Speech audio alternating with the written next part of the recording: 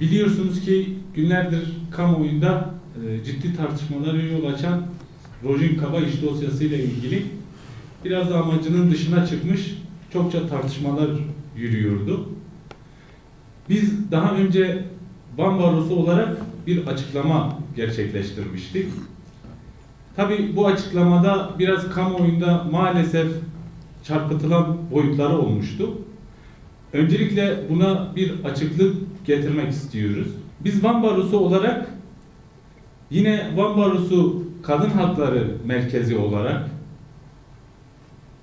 ÖHD, Özgürlük İçin Hukukçular Derneği, Diyarbakır Barosu ve daha önceden Baba Nizamettin Kaba-İş'in vekalet verdiği Nahit Eren ile birlikte Rojin Kaba-İş dosyasını takip ediyorduk. Bu dosya takibi hep birlikte irtibatlı, koordineli ve birlikte bir çalışmayla gerçekleşiyordu. Gelinen son aşamada elbette ki bildiğiniz üzere Van Barosu'nda kurulan dava ekibiyle birlikte o ekip içerisinde çalışan kurumlar yerelde dosyanın olduğu yerde daha sıkı ve daha etkin bir çalışma gerçekleştiriyordu. Fakat ilerleyen süreçte maalesef babayla banomuz arasında bir irtibat sorunu yaşanıyordu. Bunun ana sebebi biz daha önce açıklamamızda her ne kadar belirtmişsek de kamuoyu bunu çarpıtarak sanki Nizamettin Bey'e farklı söylemlerde bulunduğumuz üzere çarpıtılmıştı. Biz öncelikle bundan çokça üzüntü duyduğumuzu bir kez daha belirtmek istiyoruz. Nizamettin Kaba-İş 1,5 yıldan fazladır kızının adalet mücadelesini veriyor. Fakat bu mücadele hepinizin kamuoyundan bildiği üzere baştan beri etkin yürümeyen bir soruşturma ile akıbetin netleştirilmesi, hakikatin ortaya çıkarılması uzunca bir süre geçmesine rağmen halen dahi ortaya çıkmış değil. İşte bu baba bu mücadeleyi yürütürken ciddi anlamda acı yaşamakta, ızdırap yaşamakta ve çokça da etkilenmiş bulunmaktadır. Bizim de açıklamada kastettiğimiz tam da budur. Fakat maalesef çarpıtılarak farklı alana çekilmiş, bundan da biz Van Barosu olarak, Van Baro Başkanı olarak, Kadın Hakları Merkezi olarak ve yine davayı takip eden diğer kurumlar olarak ciddi bir üzüntü duyduk. Bunu öncelikle belirtmek isteriz.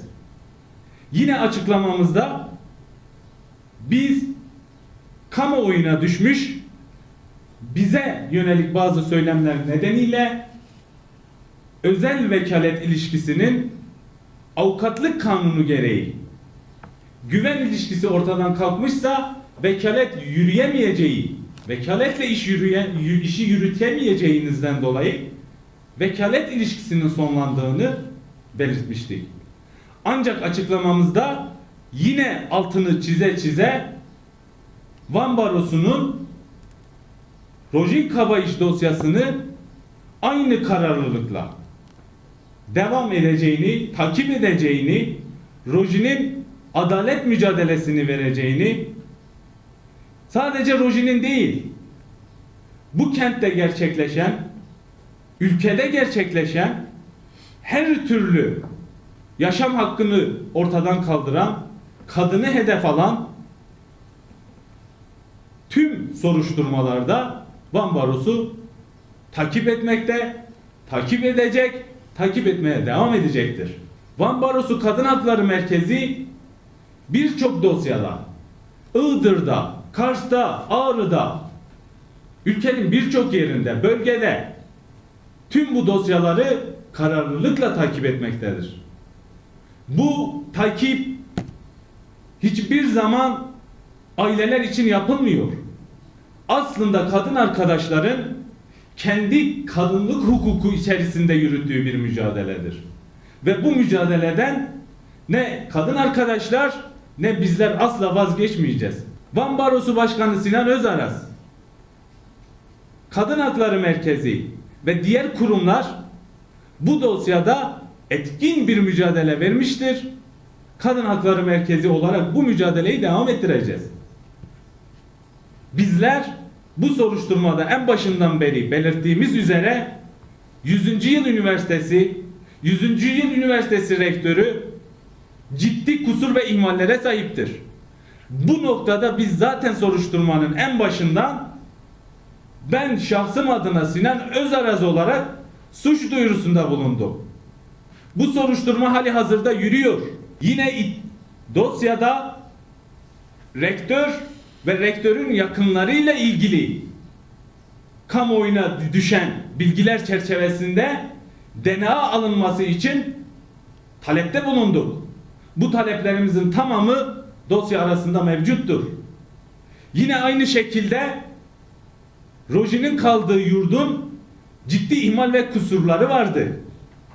Bu noktada yaptığımız şikayet maalesef Van Valiliği tarafından soruşturma izni verilmemişti.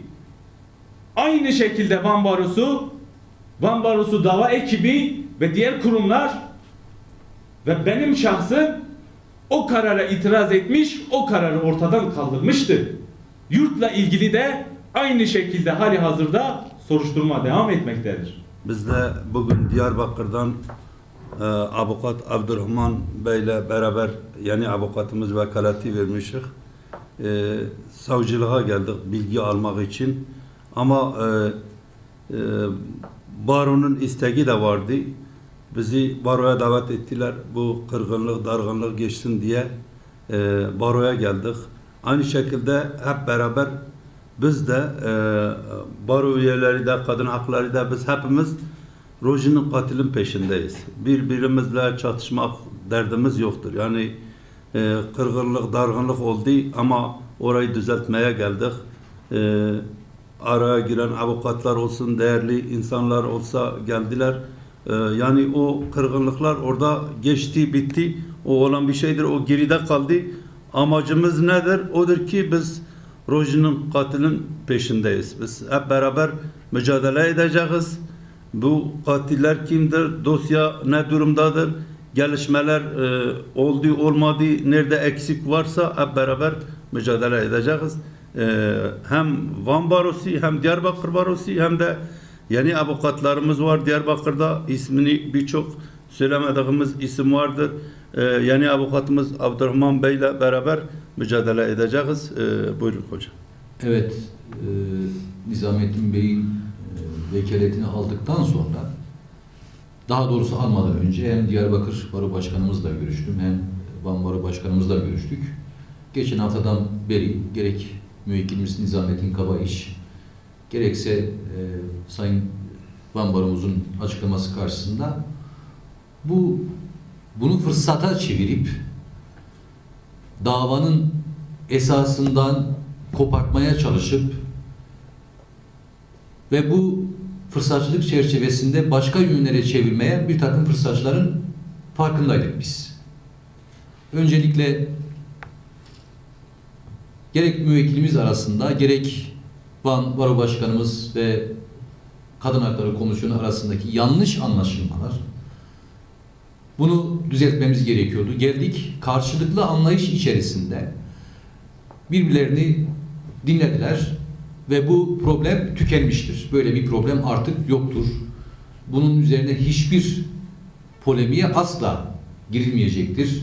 Böyle bir polemiğin devam etmesi durumunda davanın özünden, davanın esasından, Roji'nin katillerini bulmaya yönelik mücadeleden bir sapma söz konusu olma ihtimali vardır. Biz buna müsaade etmeyeceğiz. Biz buna asla müsaade etmeyeceğiz. Hem Diyarbakır Barosu ile hem Van Baro Başkanımız ve Kadın Hakları Komisyonu'ndaki emektar arkadaşlarımızla, meslektaşlarımızla birlikte Rojin'in katillerini bulmak için elimizden gelen gayreti fazlasıyla yerine getireceğimizi ifade etmek isteriz. Bu çerçevede şu çağrıda da bulunmak isterim. Gerek teknik anlamda olsun, gerek hukuki anlamda olsun, bu dosyaya kim katkıda bulunmak istiyor ise lütfen bize müracaat etsin. Bu Türkiye kamuoyunun kanayan bir yarasıdır. Vicdan duygusu taşıyan herkes bu dosyaya katkıda bulunması gerekmektedir. Bunun için çağrımızı yeniliyoruz, yine diyoruz. Kim katkıda bulunmak istiyorsa kapımız herkese açık. Koordinasyon içerisinde Van Baromuzla birlikte, Diyarbakır Baromuzla birlikte etkin bir şekilde, en etkili bir şekilde istişare halinde biz istikrarlı bir şekilde bu davanın peşini asla ve asla bırakmayacağız. Kamuoyunun bunu bilmesini özellikle istiyorum. Başka amaç ve sahiplerle hareket etmeye çalışan kimler varsa bunlara da müsaade etmeyeceğiz. Bunlara da asla ve asla müsaade etmeyeceğiz. Van Baromuz başta olmak üzere yerelde özellikle Kadın Hakları Komisyonu'nun çok ciddi emekleri var. Hangi meslektaşımız bu dosyaya dahil olursa olsun bu emekleri göz ardı etmek mümkün değildir. Yerinde etkin bir şekilde hukuki mücadelemizi vermek için bizim Van Barosu'na ihtiyacımız var. İhtiyacımız olmaya devam edecek ve yaptığımız istişareler sonucunda bu mücadelenin asla peşini bırakmayacaklarını arkadaşlarımız zaten beyan ettiler. Baro başkanımız da beyan ettiler. İlerleyen aşamalarda yine Kadın Hakları Komisyonu'ndaki arkadaşlarımızla birlikte kamuoyuna dosyanın geldiği son aşamalarla ilgili elbette ki bilgileri, belgeleri paylaşmaya devam edeceğiz. Bugün müvekkilimizle beraber 1 saat civarında soruşturma savcısıyla görüştük. Eksik kalan hususlar konusunda kendilerine sorular yönelttik ve taleplerimizin karşılanacağını ifade ettiler. Dosyayı kül halinde bugün aldık. Tekrardan ifade etmek isterim ki bu dosyanın peşini asla ve asla hiçbir şekilde bırakmayacağız. Van Barosu'nun dava ekibi tarafından yapılan dosyanın başından bugüne kadar gerçekleşmiş tüm çalışmalar ayrıca sizlerle daha sonradan paylaşılacaktır. Bunu da bilmenizi istiyoruz.